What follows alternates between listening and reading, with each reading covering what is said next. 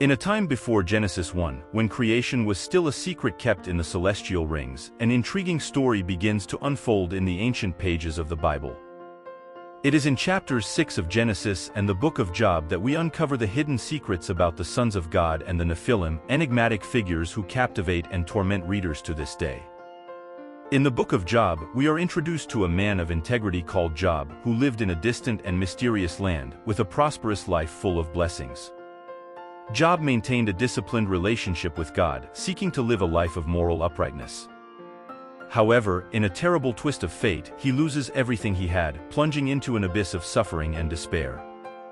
Fear plagues him, making him bitter and anxious, until the desire arises to confront God and protest against his cruel fate. Then, surprisingly, God intervened in Job's life. After 36 fervent pleas, Job is finally answered and has the opportunity to talk directly to the Creator. It is at this crucial moment that we are transported to a cosmic perspective. When God asks Job about his presence at the dawn of creation, Job 38 verses 4-7, a sublime and enigmatic moment is revealed in which the morning stars sang their joyful songs and all the children of God rejoiced, privileged witnesses to the creation of the earth. In Job 38 verses 4-7, we find the following words. Where were you when I laid the foundations of the earth? Let me know if you have understanding. Who measured it if you know? Or who stretched out the string over it? On what are its foundations laid, or who laid its cornerstone, when the morning stars were singing together, and all the sons of God were rejoicing? These words represent a crucial moment in Job's story, when God intervenes in the righteous man's life and confronts him about his understanding of creation and the universe. God questions Job about his presence at the beginning of creation, challenging him to consider his own limitations in the face of divine greatness. This passage invites us to reflect on our position before God and creation. Like Job, we often find ourselves facing difficult circumstances and questioning God's purpose and justice. However, we are reminded that there are aspects of divine existence and wisdom that are beyond our comprehension.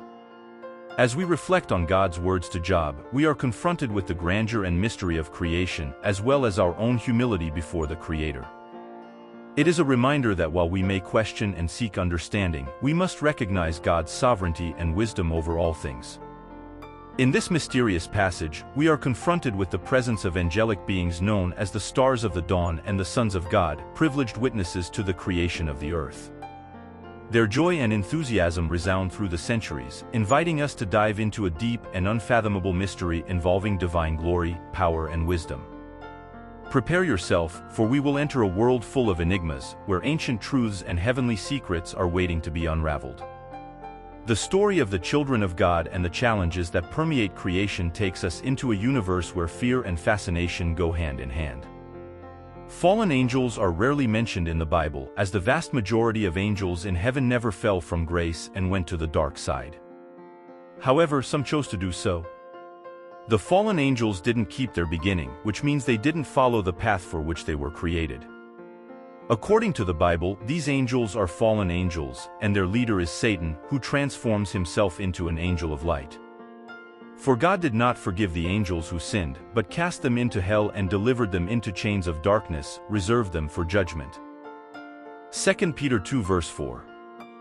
This passage from the Bible gives us an insight into the fallen angels and their spiritual condition after their rebellion against God. It reminds us that even heavenly beings, such as angels, can choose to disobey God and suffer consequences for their actions.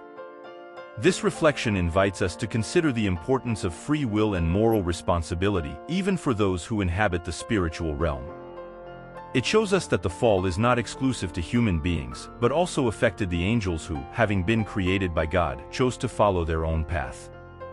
As we ponder this passage, we are challenged to reflect on the choices we make in our own lives. Like the fallen angels, we too face decisions that can lead us away from or closer to God. We must remember that our choices have consequences and that God's grace invites us to choose the path of obedience and righteousness. The devil plotted against God, his creator, and he and the angels who followed him lost the battle. Hell was prepared for the devil and his angels, and that is where they are destined. Satan and the fallen angels were the intended recipients of hell, but the Lord allows others, from the nations he judges, to also enter because of the choice of free will and the responsibility given by God to man to choose his eternal destiny.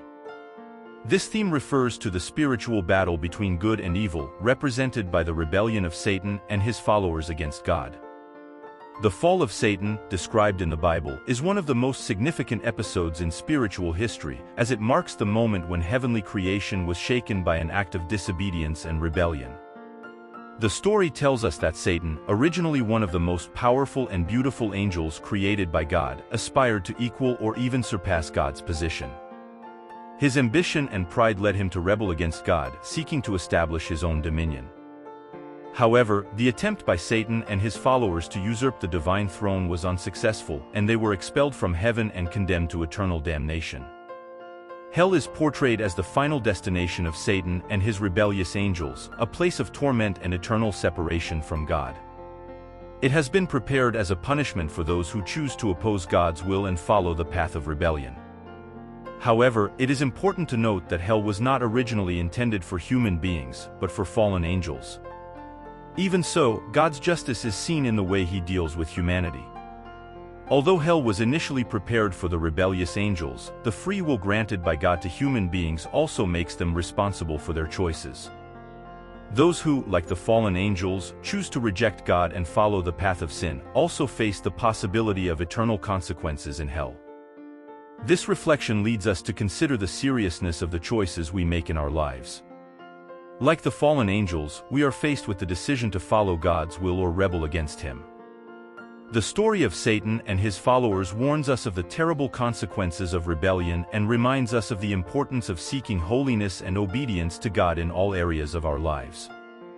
The Nephilim, mentioned in Genesis 6, are mysterious personalities, the mighty men of old, the men of renown.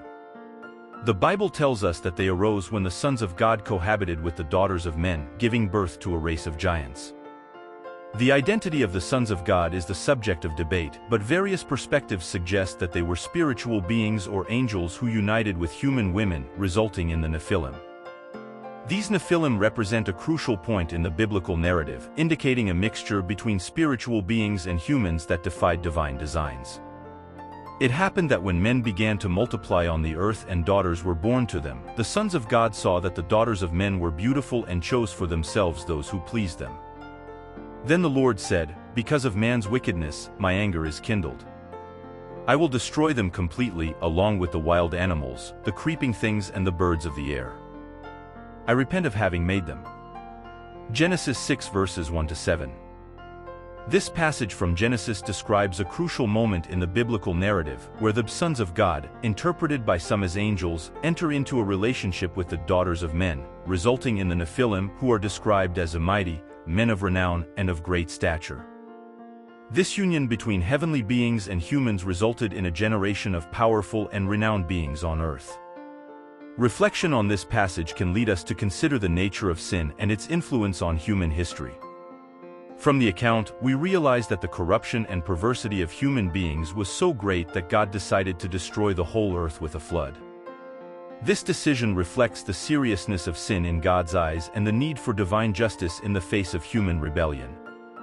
In addition, the presence of the Nephilim in the narrative reminds us of the consequences of human choices and divine intervention in history. These beings, the fruit of the union between angels and humans, represent a distortion of the order established by God and are seen as a consequence of sin and disobedience. This passage also challenges us to consider our own responsibility before God and the importance of living in accordance with His will. It reminds us that sin not only affects ourselves, but also has ramifications that can profoundly impact society and the world around us. Ultimately, the story of the Nephilim invites us to reflect on the need to seek righteousness and obedience to God in all areas of our lives, recognizing the seriousness of sin and the need for reconciliation with the Creator. However, this spiritual battle goes beyond what many can understand. It involves a war between two kingdoms, that of God and that of his adversary, Satan. Although Satan is a powerful figure, his defeat has already been announced from the beginning. Jesus' power goes beyond written words and hope after death. He crushed the serpent's head and proclaimed his victory over the evil hosts on the cross. So we are involved in a spiritual war that affects every aspect of our lives, and we must prepare for it through prayer, discernment, and understanding the spiritual realities that surround us. Dear friends, I hope this video has been a source of inspiration and reflection for you. May we always remember God's greatness and love, even in the face of adversity. May we walk in righteousness and faith, trusting that He is with us at all times.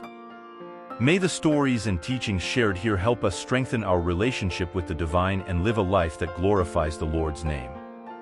If you liked the content and want to receive more inspiring videos like this one, don't forget to like this video, click on the subscribe button, and activate the bell so you don't miss out on anything new. Your participation is fundamental to the growth and continuity of our work in sharing messages that edify and inspire. Together, we can reach more people and make a difference in the world. May God's peace and blessings always be with us. Until next time, may God bless you abundantly.